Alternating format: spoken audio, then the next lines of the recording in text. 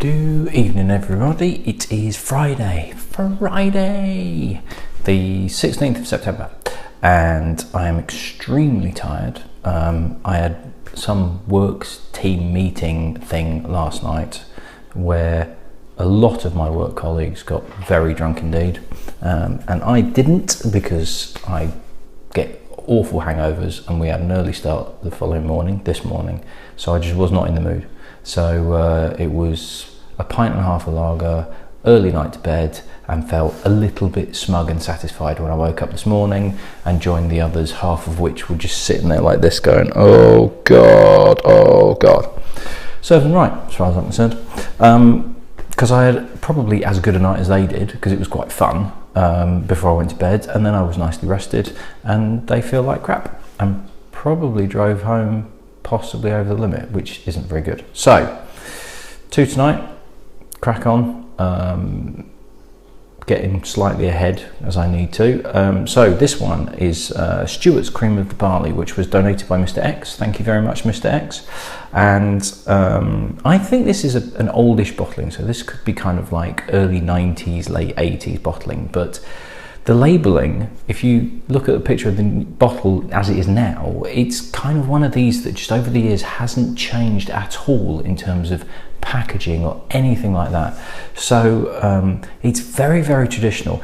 I don't think I've ever tried it, and yet it's one that I've seen, I've heard of. It's quite an evocative name, you know, Stewart's Cream of the Barley. It's a bit of an odd terminology, and as it is, the two that I'm doing tonight have cream involved in the title, and it's a term when I've sort of been younger in terms of used on a whiskey bottle, particularly when I was a kid before I'd started like drinking whiskey. It was like, why is it cream? Does it taste creamy? Is it got cream in it? Well, it doesn't look like it. I don't really get it. It's some odd terminology that's kind of been used traditionally, and it's kind of stuck. And Stewart's Cream of the Barley has been like this for donkey's years. It was created originally in 1831 by a company called Stewart's and Sons of Dundee. Now Dundee is here, just so that I can put a map up of something. I think it's actually Alexander Stewart is the guy who created the company, and he had a son called John who, if you actually Google or go to a Wikipedia page for John Stewart, I'm fairly certain he's the sons bit of Stewart and Sons. And essentially he became bankrupt, and there's a bit of a mystery about whether he actually committed suicide or not, but then people who he owed money to, who then became bankrupt because of him, started committing suicide. It's quite a sad story, but one of those where it's like, bloody, how did you get into that situation? Anyway, so I can't really find much information about this, and what information I have found seems to be quite old, so it's difficult to know what exactly is going on with the brand and the whiskey now, because it used to have Glencadam as kind of the core of its blend. Depending on where you read, it's either 30 malts are used in it, 50 malts are used in it, but the running theme seems to be that Glencadam is the kind of the heart of the blend, as it were. Now, currently, Glencadam is owned by Angus Dundee, because that is a distillery which has been covered off in the challenge earlier on. I can't remember what number it was, but I definitely done Glencadam. It was actually mothballed by Allied and bought by Angus Dundee and reopened. So Angus Dundee now own Glencadam, but Stewart's Cream of the Barley, the brand, is owned by Chivas or Pernod Ricard. So it's difficult to know whether Glencadam is still involved with separate owners of brand and blend, or if a deal's been struck and it still does involve that. Other places I've read say that this is the best-selling Scotch whiskey in Ireland, probably blended Scotch whiskey, but apparently the best-selling in Ireland. Now, not obviously living in Ireland, I can't see whether I can't say for certain that you find Stewart's Cream of the Barley absolutely everywhere. Stewart's Cream of the Barley is not prevalent in the UK at all. It's going for about 19 quid on Master of Malt, but I can't say I've seen it on supermarket shelves. So yes, it's not massively prevalent in the UK. In England, certainly, but it might be. If there's any people that are watching this from Ireland, if you want to just put a note in the comment in terms of, yes, it's absolutely huge, yes, you can't move for Stewart's Queering with the barley, then it would be interesting to know, because like I say, the information that I'm reading seems to be a few years old on the internet, and therefore I'm kind of taking it with a pinch of salt. That's about it. I really couldn't find that much. I was a little bit disappointed actually in terms of the information, or the lack of information that I could find out about this, because this is a brand that I've kind of come across over the years in various sort of shops and independent shops, and it's kind of like popped up, and it's a name that's kind of stuck with me as well, even though I've never actually drunk the stuff.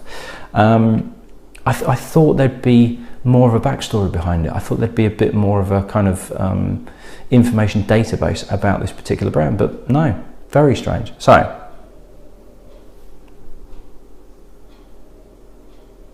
now, there's not a great deal on the nose, but what there is there's definitely, you pick up that grain, you pick up that kind of juicy, it's kind of juicy black currants and stems as well. That's definitely there. There's a slight smokiness to it, and it's a dry smokiness. It's not a bonfiriness. It's not really TCP, it's kind of halfway in between, but it's quite a dry smoke. It really is kind of drying on the nose. And there is a bit of fruit on there, but it's like, there's almost a bit of pepperiness as well, but it's almost like fruitiness, but it's like sharp, dark fruit. So it's black currants and red currants. It's not a sweet fruit at all. It's not quite sour, but it's edging that way. It's not bad on the nose, but it's a sharp nose. It's slightly sour. It's not a rich, soft, smooth nose. So I can imagine some people might think, oh, this is a bit raw and a bit rough. And yeah, you could say it's rough because it's got this sour notes to it. But if you give it a bit of time, you pick up that it's not rough. It's fruit, but it's a different type of fruit. But you need to sort of give this a bit of time actually on the nose to kind of get your nasal senses into gear in terms of, all right, it's not necessarily rough. It's actually something that you don't often get with whiskey. You're sort of looking for richness and toffee and fruit and smoothness in the main, whereas this is sharper.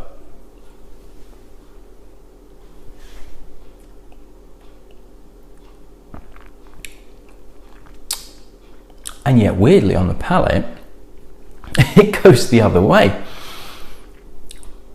It's quite a nice mouthfeel, actually. Quite rich. And yet, creamy. There is a creamy mouthfeel to it. It's almost like...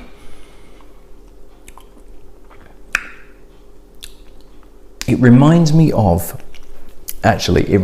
like a boozy Eton Mess. So Eton Mess, if you've never had it, is essentially meringue, strawberries and or raspberries, and normally kind of whipping cream, but kind of like double cream, but that's whipped up so it's thicker. It's a thicker cream, but it's not whizzy cream, but it's not heavily whipped double cream, so it's almost solid. It's when you whip double cream up so that you start to get peaks, but it's not quite solidified yet, and you spoon in your strawberries and raspberries, and also crushed up meringue, and you just kind of fold it all together. So you take spoonfuls of it and you've got cream and raspberry and strawberry and meringue, and it's soft and it's sweet. But it's what some places do is they also add a shot of something, liqueur, whiskey as well. I've got a feeling that there is a different name for it if it's got the booze in as well. And then I'm also thinking of, there's something called Cranachan, but I think that's essentially Eton Mess, but you add oats into it, and maybe that's what I'm thinking of. In fact, do you know what? I'm going to double check it, because this may actually be, I'm not thinking of Eton Mess, I might be thinking of Cranachan. I'm sure it's called Cranachan, where it's essentially that mix. So it's cream and Cranachan. There you go. There's this creaminess on the palate. So here we go. Traditional Scottish dessert. In modern times, it's usually made from a mixture of whipped cream, whiskey, honey, and fresh raspberries with toasted oatmeal soaked overnight in a little bit of whiskey. It's that. It absolutely is that.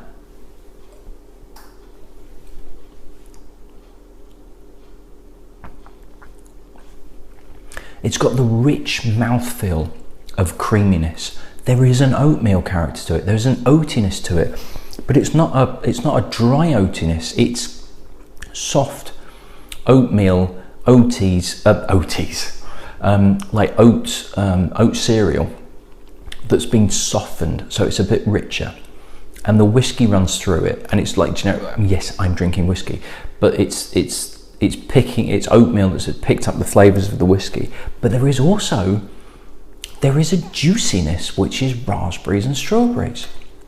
It's absolutely Cranachan in a glass.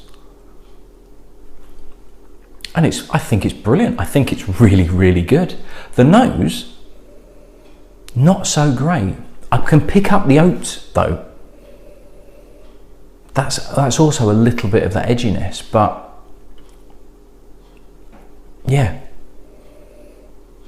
definitely that. But the nose isn't, it kind of throws you in a different direction to where the palate goes.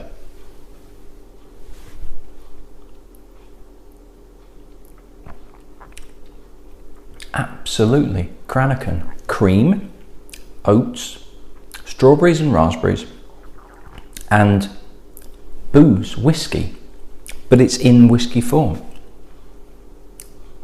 It's almost as though you've made Cranachan, you poured a whiskey in it, and then you've almost filtered the whiskey back out. It's like you've filtered whiskey through Cranachan and then bottled it, and that is Stewart's Cream of the Barley, and that is very, very tasty indeed. I was not expecting that at all.